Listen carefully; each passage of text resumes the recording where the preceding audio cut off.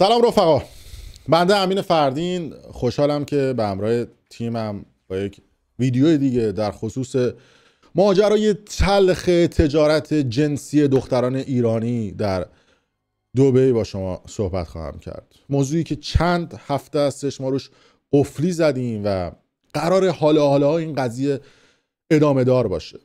البته دو تا بحثم توی این قضیه مطرح هستش. یه عده‌ای که با علاقه خودشون تو این قضیه میرن که کم هم نیستن و آمار فاجعه آور بیش از 80% رو یدک میکشن.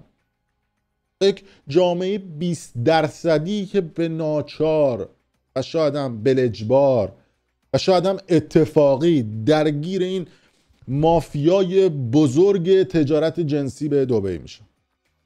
حالا یه عده میگن که آقا چرا فایل صوتی نمیذاری، چرا عکس نمیذاریم؟ عجله نکنید، باید فضا رو فراهم بکنیم. ولی خب بعضی از این دخترها شاید وقتی افتادن توی این ماجرا دست خودشون نباشه و به صورت اتفاقی اومده باشن توی این قضیه.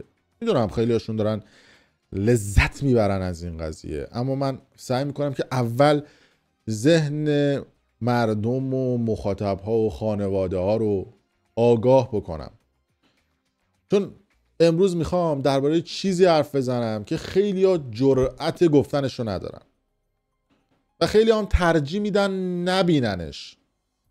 ولی ما سعی میکنیم که بگیم واقعا این ویدیو بهتره بگم درباره دبی نیست، درباره روی واقعی زندگی خیلی از ایرانی های مقیم دبیه.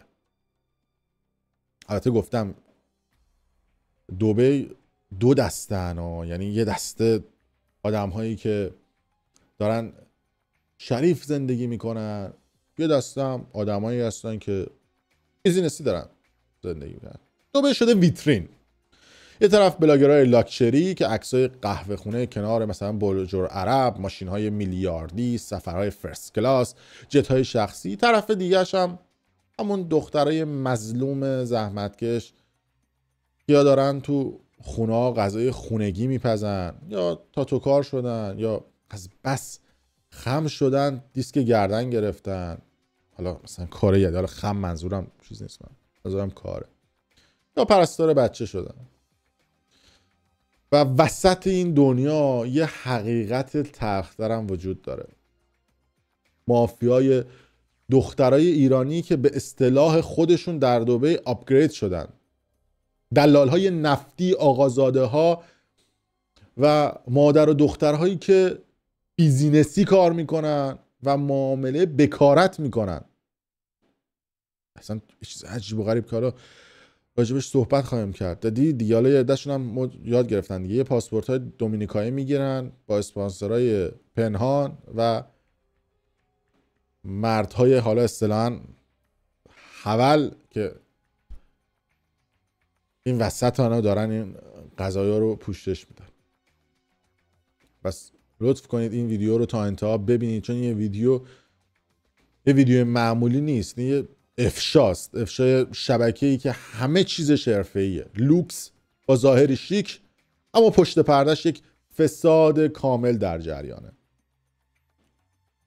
میگم چون حالا یه عده من دیدم گفتم آقا چرا مثلا حرفا رو هی تکرار میکنیم؟ ببین میگن یه موضوع رو باید 16 بار تکرارش بکنی که تو ذهن آدم ها قرار بگیره و تو ذهن آدم ها بره و بعد این قضیه انقدر رسانه‌ای بشه، انقدر راجبش صحبت بشه که آدم ها به خودشون بیان، دستگاه امنیتی، دستگاه ناظر به خودشون بیان که راجب این قضیه صحبت بکنن. چون خیلی تو این قضیه داره سانسور اتفاق میفته، داره داخلش اصطلاحاً لاپوشونی اتفاق میفته و خیلی از این آدما دارن شیک و مجلسی توی دبی ناموس ایرانی رو به حراج می‌ذارن. البته بعد اینو هم نکته رو هم بگم که یه بخش ویژه من شنیدم که توی دادگستری باز شده و توی این خبرهایی که داره میاد توی 2 تا از شعبه‌های مختلف دادگستری تهران این بخش اومده و پرونده‌های مربوط به همین موضوع رو دارن رسیدگی میکنن که حالا یه عده از آدم‌هایی که تو این قضیه هستن داره توسط دستگاه قضایی پیگیری میشه و جالب اینه که خیلی از رسانه‌ها به صورت رسمی ننوشتن ولی خبرش حالا به گوشمون رسیده و قراره که پیگیری بکنن و دادگستری تهران هم بعد از افشاگری‌های اخیر ما احساس مسئولیت کرده که این یه قدم اول برای این قضیه، اما باید ببینیم که چقدر جدی هستن تو این قضیه و امیدوارم که برچیده بشه این اتفاق.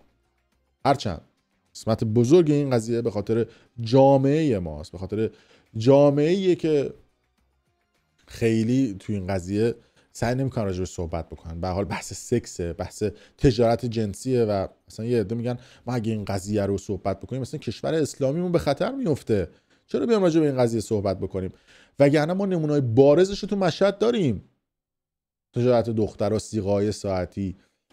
البته دبی هم یه بخش قضیه است و اربیل همین وضعیته، گرجستان همین وضعیته، روسیه همین وضعیته، ترکیه همین وضعیته، همه جا این وضعیت هست. ولی خب دبی داره یک حرکت جدید، اصلا توی لیگ جدیدیه دیگه. البته دادگستری تهران حالا گفتم دیگه حالا این کار انجام داد. اما خب بریم دنبال این بلاگرها و پشت پرده هاشون و این مشاور املاک ها و چیزای مختلف. تو دبی لول و لیگ های مختلف وجود داره. حالا اصطلاحاً میگم مارک های مختلف وجود داره. یکی سمت دایره، حالا اون سمت ها که یه مارک های ارزون تره، بازار ساده تره، جایی که حالا دخترای مقداری سطحشون پایین تره کار میکنن. یکم سمت مارک های 5 ستاره است دیگه، جایی که اصطلاحاً میگن دخترها آپگرید شدن، توی هتلایی که حالا با کلاسن، لاکچری ان، اونجا زندگی میکنن، استودیوهای لوکس دارن که سالیانه حالا یه شوگرددی اونجا هست، اسپانسر گذاشتن، اسمشون هم گذاشتن حامی، دارن این کارا رو براشون انجام بدن. یه ماشینای خوب میذارن زیر پاشون، لباسای برند تنشونه، ظاهرشون هم پر زرق و برق. حالا اینا کیان؟ اینا دخترایی ان که مارکاشون رو سعی میکنن که اون شوگره بگیره و اصطلاحاً میگم پولدارای سطح بالا، کله گنده های ایرانی و نیجری و روس و عرب میان و اینا رو شبانه کرایه میکنن. این دختر دیگه همینه دیگه. اما این وسط یک زنجیره عجیب اتفاق میفته. مشاور املاکایی که فقط ظاهرا خونه اجاره میدن اما عملاً شبکه‌ای مدیریت میکنن. بلاگرایی که با نرمال سازی دارن این سبک زندگی رو برای مردم عادی میکنن و بعدش میگن که ما بیزینس وومن های ایرانی در دبی هستیم، ما آدم های هستیم که در دبی بیزینس های میکنیم که جراح های قلب در هیچ جای دنیا نمیکنن. یعنی درآمد هایی که این بلاگرها دیدید دیگه اینجور با لهجه و اکسنت هم صحبت میکنن و لابلای صحبت هاشون خیلی no understand فارسی و میگن دبی اینجوری کنسله، چیز های مختلف و اینجوری صحبت میکنن و خودشون رو دیدید دیگه تو بیوهاشون. ولی قضیه از این موضوعات تلختره.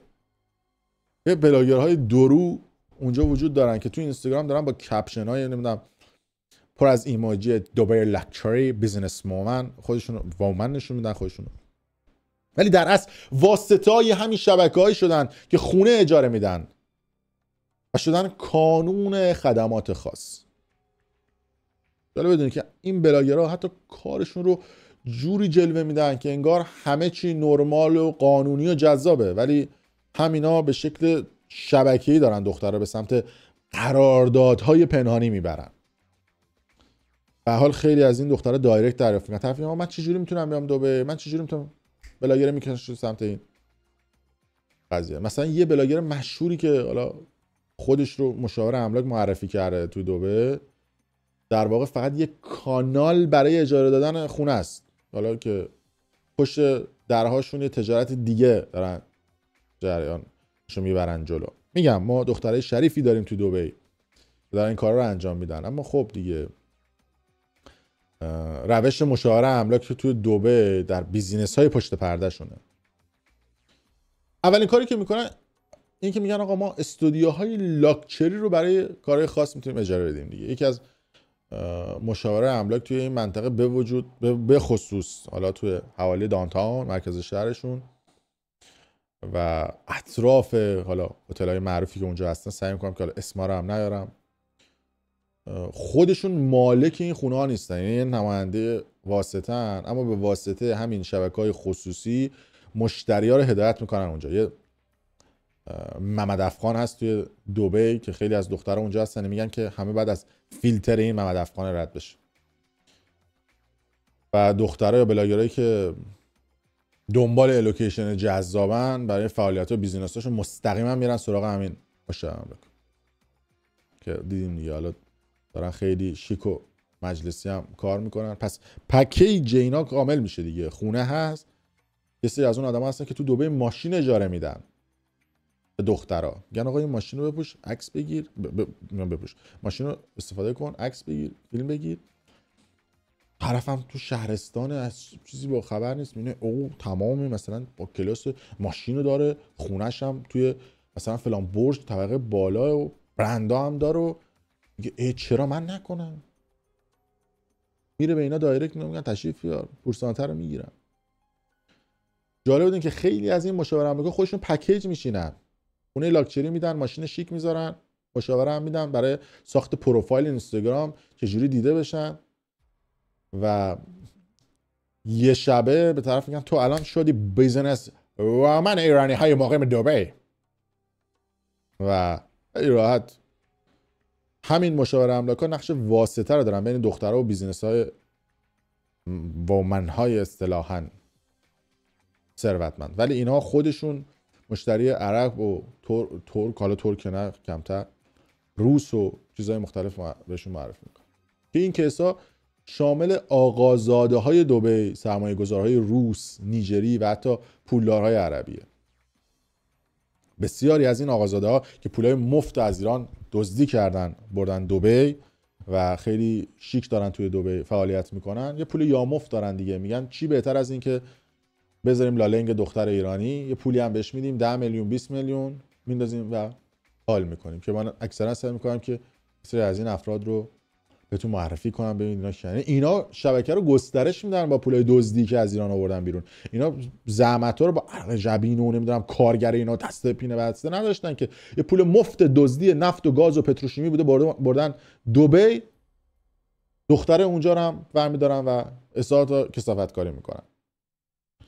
مرحله جلوتر که میریم، یعنی اینا میان روابط پایدار اتفاق رقم میزنن و آتو میگیرن. یه بخش مهم این داستانه که مشاور املاک‌های حرفه‌ای تو دبی فقط خونه اجاره نمیدن، روی روابط شخصی و خصوصی این افراد هم آتو میگیرن، ازشون عکس میگیرن، فیلم میگیرن، قراردادهای نصف و نیمه، بدبستونای مالی. بعدن هم همین مدارک رو میتونن ابزاری بشه براشون که بتونن دخترها رو کنترل بکنن یا حتی بیزینسیشون بکنن.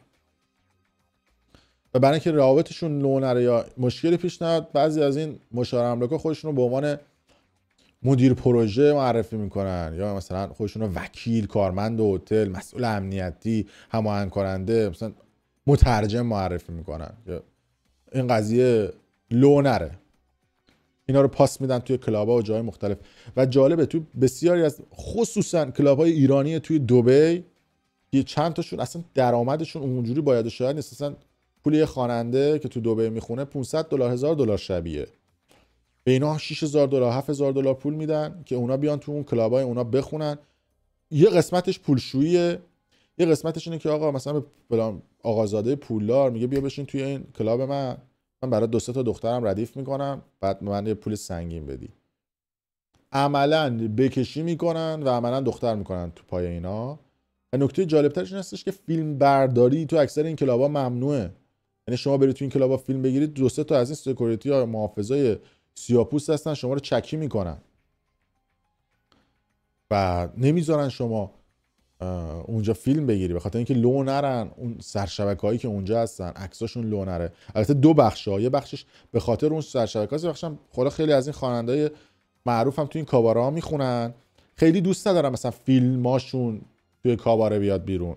اول مثلا قیمتشون برای کنسرت خارج از دبی $7000 $10000 $20000 تو این کاباره‌ها با $1000 میخونن و اگر این کارو انجام بدن قیمتشون میاد پایین‌تر. این قضیه رو هم حالا ما میبینیم. من چند روز پیش یه شبکی ازش اطلاعات به دست اومد برام، یعنی کرکوپرتون میریزه این شبکه رو راجش بشنوید. شبکه‌های مادر و دختری اصلا آدم شوک میشه راجع به این شبکه‌ها میشنوه. مادری که پرده بکارت دخترشو میاره و میفروشه تو این شبکه‌ها.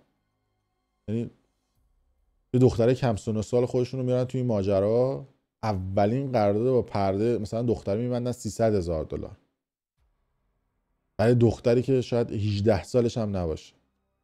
بعدش چی؟ دختر رو کامل میسازنش، آمادش میکنن، میندازنش تو مد و فشن و بلاگر و ایونت های لاکچری. بعدش هم سفرهای پشت سفر. نفر میگه ای بابا ما تو تهران مفتی میدادیم به پسر، الان داریم $300,000 هم پول میگیریم. دمشون گرم. دبی فقط اولش اینا پاسپورت گفتم دیگه، پاسپورت دومینیکا رو میگیرن، تابعیت گرفتن براشون که خیلی راحت بتونن برن هر جایی که ویزا نخواد یا راحت بشه ویزا گرفت، میرن همه جا، قطر و مالدیو و فرانسه و اسپانیا و جای مختلف. یه تلفن و یه بلیت بیزینس کلاس و بعضیشون حتی جت شخصی. حالا تو اینستاگرام چجوری میان این اتفاقات عادی سازی میکنن؟ ببینید چقدر این شبکه داره تمیز میره جلو. میان تو اینستاگرام با زبان مثبت و البته فیک برای پنهان کردن واقعیت. دخترها وارد این شبکه شدن، تو اینستاگرام از همون اول با زبان انگیزشی مثبت اندیشی شروع میکنن پست گذاشتن.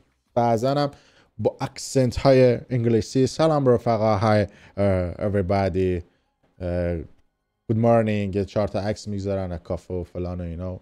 عکس یه جوری هم میذارن مثلا این ساعت کارتیه‌شون، رولکسشون، نمیدونم برنداشون مشخص بشه، عددی که توجه هم کرده باشه. مثلا کیفی که میذارن، مثلا کیف شنله مثلا رو میز معلومه، مثلا کیف دیوره روی میز معلومه. بعد میگن موفقیت یعنی اعتماد به خودت، زن قوی خودش رو مسیرش رو میسازه، استقلال مالی زن رو باید جوری بکنیم که بتونه جذب بکنه.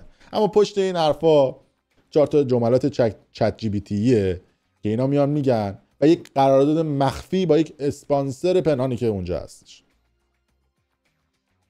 استوریا و پستای لاکچری بدون توضیح، مثلا استوریاشونه صبحانه در برج خلیفه، خرید از بوتیک لوکس فلانجا، سفر یهویی مثلا کف مالدیو، بدون اینکه مخاطب بدونه هزینه این سفر از کجا میاد و این خونه و ماشین مال کیه. از اون طرف دومین وظیفه‌ای که این بلاگرها دارن نرمال سازی روابط با مردای کله گنده است. یعنی یه جوری میان تو کپشناشون مینویسن که انگار مثلا ارتباطشون با مردای ثروتمند عادی و حرفه‌ای اصلا اینا 24 دارن با اینا صحبت میکنم. مثلا با دوست عزیزم جلسه کاری، افتخار آشنایی با سرمایه گذار موفق آقای گوستچوسپسیان. ولی در واقع همین مردا بخشی از همین شبکه دلالی هن دیگه، چون پول میدن.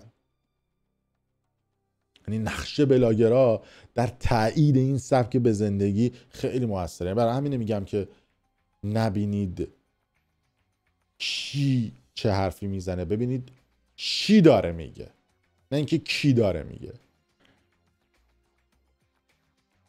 که بلاگرهای معروف ایرانی مقیم دبی و حالا امارات، ترکیه و قطر خودشون این سبک رو تایید و ترویج میکنن و میگن زندگی لاکچری یک موفقیته. این دختره بیزنس وومنن که همین عادی سازی ها رو انجام میدن که باعث بشه مخاطب باور بکنه که بله اینا حتما رفتن. شما چیکار اورانیوم مگه غنی میکنی تو دبی؟ چیکار میکنی تو دبی؟ آقا کیف میخره $50,000، ساعت میخره $100,000. شما شغل چیه ساعت $100,000 میخری تو دبی، هیچ پست و استوری هم نمیذاری؟ بعد شروع میکنن تولید محتوای انگیزشی جعلی. بعضی‌ها شروع میکنن دوره‌های آموزشی هم میفروشن، مثلا میگن مثلا دوره چجوری تو دبی بیزینس را بندازیم، ولی دقیقا خودشون از همین شبکه‌های غیر شفاف پول درآوردن. بعد میگن که ما همکاری داریم با خیلی از برندها ایونت. وقتی هم با یه برند همکاری میکنن یا مثلا با یه ایونت لاکچری مثلا میرن تو شرکت میکنن، به نظر میاد مثلا حرفه‌ای واقعی، ولی اون برندها هم بخشی از همون سیستمن که فقط برای ظاهر و لاکچری بازیاشون باشون قرارداد میبندن. بعضیشون خودشون پول میدن که آقا بیا اینا نشون بده. ببین چقدر این شبکه، شما داری میبینی فقط ظاهره رو میبینی، اون پست استوری رو میبینی دیگه.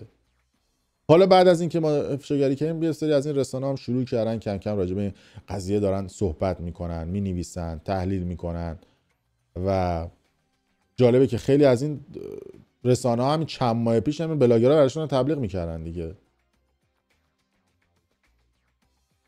حالا من از خود شما به عنوان مخاطب میپرسم، این جامعه‌ای که ما ساختیم، همین فضای مجازی که ازش داریم استفاده میکنیم، این بلاگرایی که خودمون داریم فالو میکنیم و این دخترایی که قربانی شدن و قربانی میشن،